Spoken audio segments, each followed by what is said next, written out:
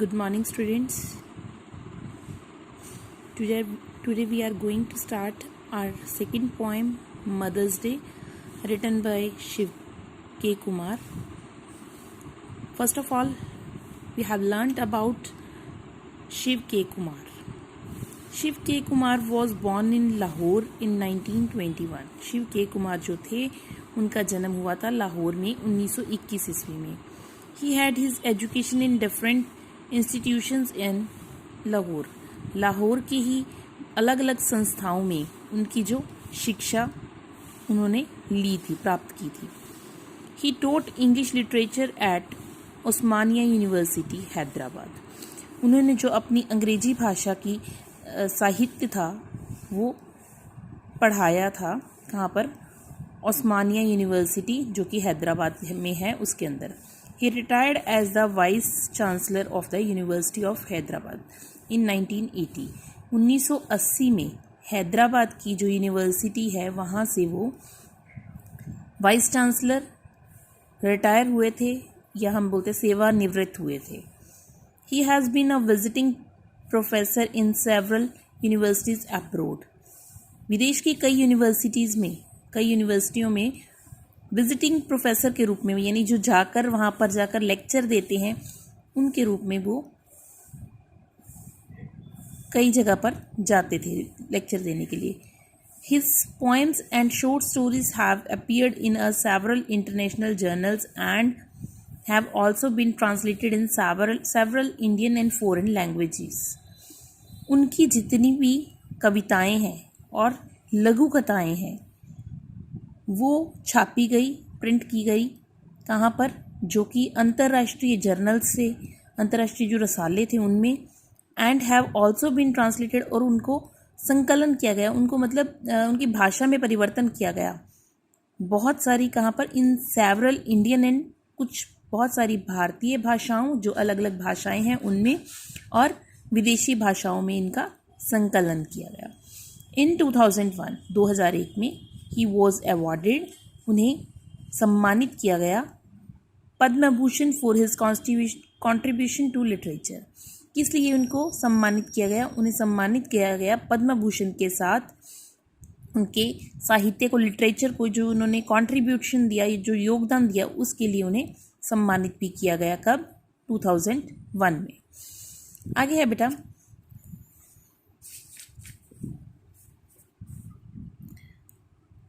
now we are going to start our poem.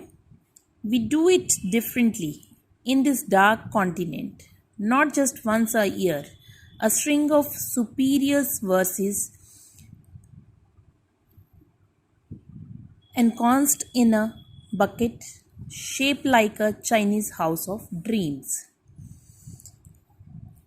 In the west, जो दक्षिण की या पश्चिम की बात करें हम लोग, यानी फॉरेन की बात करते हैं, mother day is celebrated once in a year. जो मदर डे है वो सिर्फ एक बार वर्ष में, केवल एक दिन मनाया जाता है. हम देखते हैं ना कि मदर्स डे आता है तो उसे सेलिब्रेट करते हैं लोग.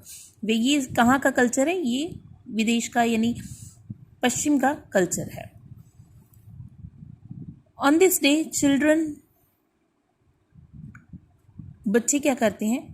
बुक्के देते हैं अपनी मदर्स को, अपने जो उनके मन के भाव हैं उन्हें प्रेजेंट करने के लिए, उन्हें सामने लाने के लिए उन्हें फ्लावर्स के बुके देते हैं, या कुछ हम बोल सकते हैं कि कुछ फॉल्स लाइंस, यानी कुछ उनकी प्रेज में कुछ लाइंस बोलते हैं. और verse dedicated to their mothers, जो अपने मदर को डेडिकेट करते हैं, मतलब पोइम्स की कुछ लाइंस बोलते हैं और साथ में बुके देते हैं. मदर्स डे पे एक दिन, सिर्फ वर्ष में एक दिन ऐसा होता है. The bouquet is given an interesting shape like the Chinese toy representing a house of dreams. मतलब वो उन्हें जो बुके होता है फ्लावर्स का, उसे ऐसा आकार दिया होता है, यानी ऐसी शेप दी होती है जैसे कोई चाइनीज़ टॉय. आप बोल सकते हैं, एक एग्जाम्पल दी है पोइट ने कि एक चाइनीज़ टॉय जो होता है वो अपने ड्रीम्स को रिप्रेजेंट कर रहा है. लाइक कि हम लोग बोलें कि जो ख्वाबों की दुनिया की बात करें हम लोग, कि जैसे हम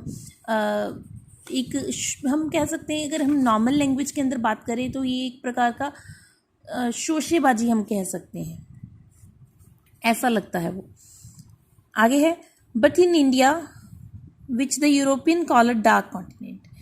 पर क्या कहते हैं कि जो भारत में, जिसको यूरोपियन जो यूरोप के लोग हैं, वो भारत को एक अलग तरह का या भेदभाव भरा राज्य मानते हैं, मतलब उससे बड़ा भेदभाव करते हैं, देश मानते हैं। यहाँ ये अलग तरह से मनाया जाता है। This is done in a different manner. Mother in India is worshipped like अ गोडेस। और यहाँ पर भारत के अंदर क्या है, जो माँ है उसकी पूजा भगवान की तरह की जाती है। एवरी डे, हर रोज़ ऑफ द ईयर, हर साल के हर दिन उसे एक भगवान की तरह पूजा जाता है। And not just on a single day, ना कि वर्ष में एक दिन। मतलब ये है कि बेटा यहाँ पर जो माता का सम्मान है, जो माँ का दर्जा है, वो भगवान के बराबर लेके चलते हैं लोग, और हम उनको इतनी रिस्पेक्ट हर डे देते हैं, ना कि वर्ष में एक दिन देते हैं। My mother is more demanding and obeisance at each sunrise, like a devotee throwing a handful of yellow rice to the birds, holding a candelabrum before an idol just once a year is decreasing it.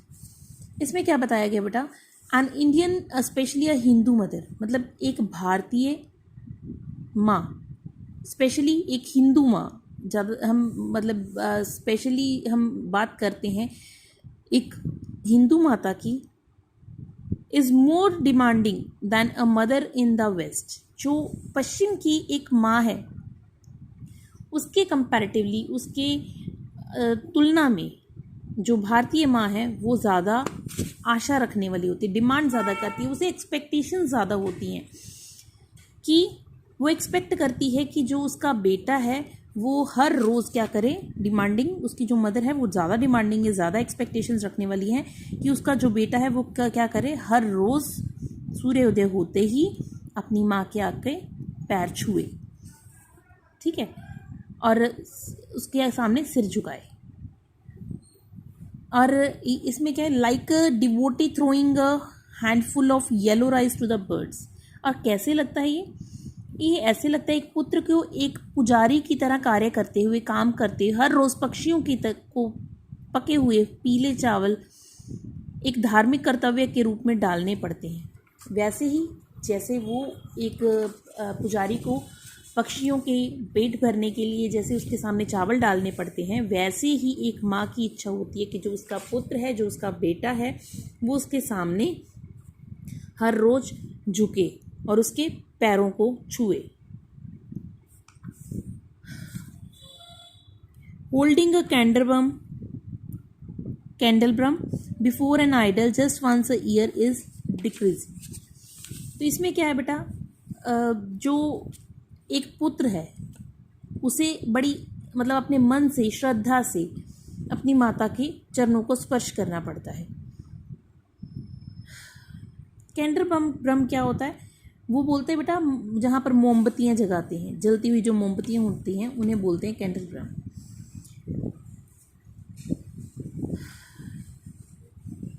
जो एक बेटा है वो अपनी जो उसकी श्रद्धा है उसके मन में अपनी माता के प्रति, वो क्या करता है, अपने हाथ में पकड़े हुए क्षमादान बोलते हैं, कैंडल ब्रह्म्स जो मैं बोल रही हूँ कैंडल ब्रह्म्स को बोलते हैं, या जलती हुई मोमबत्तियों या अगरबत्तियों के साथ देवी की मूर्ति के आगे पूजा करता है। वैसे ही क्या करता है, एक भारतीय के लिए विशेषता, एक हिंदू पुत्र के लिए माँ के सम्मान को केवल एक दिन समर्पित करना। मतलब अगर हम बात करें पश्चिम की तो वहाँ पर एक दिन दिया जाता है मदर्स के लिए, पर अगर हम बात करें हिंदुओं की या मतलब भारतीय मदर्स की या इंडियन मदर्स की, तो उसके लिए क्या होता है, उनमें जो पुत्र है उसके द्वारा माता के लिए वर्ष में केवल एक दिन उसके सम्मान के लिए कुछ लाइंस बोलना या कुछ बुके देना उसका अपमान करने के बराबर है। क्योंकि यहाँ का जो कल्चर है उसने हमें शुरू से ही अपने पेरेंट्स के प्रति, अपने माता पिता के प्रति